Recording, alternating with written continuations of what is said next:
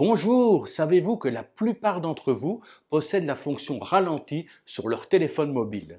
Attention, je ne vous parle pas de gadget, je vous parle bien d'un ralenti de qualité qui va vous ouvrir un nouveau monde, un monde fait de détails qui échappent à l'œil nu. Faites un essai et vous serez conquis. Par exemple, lorsqu'une personne souffle les bougies de son gâteau d'anniversaire, ou bien quand vos enfants font du sport, ou bien sautent dans la piscine. Il y a quantité d'opportunités de capturer des instants de vie grâce au ralenti de votre téléphone mobile. Alors, avant de vous montrer où se trouve cette fonction, quand même quelques petites choses à savoir concernant le ralenti avec un mobile. Alors, mon premier téléphone, c'est un téléphone qu'on va qualifier de premier prix, pour ne pas dire bas de gamme. De ce téléphone premier prix n'avait pas cette fonction ralenti.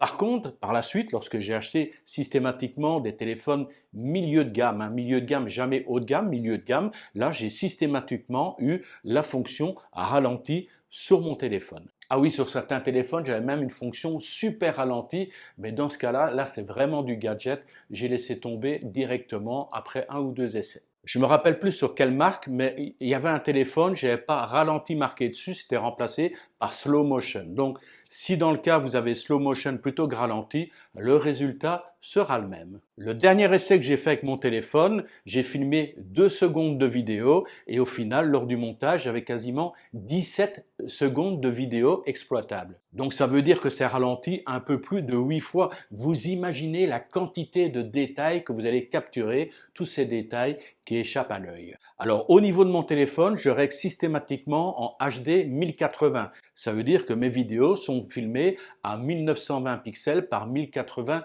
pixels. Par contre, j'ai regardé au niveau des ralentis, systématiquement le téléphone réduit la taille de la vidéo pour garder la qualité et à ce moment-là, il filme en 1280 par 720, donc en HD 720, mais rassurez-vous, cette taille de vidéo est tout à fait exploitable et elle peut être partagée sans aucun problème, que ce soit sur YouTube ou sur les réseaux sociaux. Voyons maintenant ensemble où trouver cette fonction ralenti sur le téléphone. Alors vraiment rien de compliqué pour accéder au ralenti de vos vidéos sur mobile. Vous appuyez tout simplement sur le bouton dédié aux photos vidéo. Donc selon votre téléphone, vous aurez plusieurs options, portrait, photo, vidéo. Et en dirigeant vers la droite, vous avez une option qui est notée plus. Et sur l'option plus, vous avez d'autres possibilités.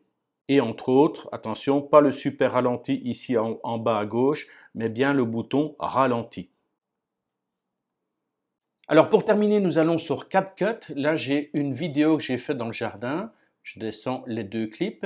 Alors sur le premier clip, on a une fontaine qui coule avec les poissons dedans. J'ai filmé exactement pendant 6 secondes en mode normal.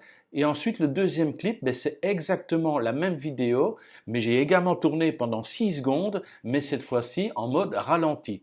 Je mets en route.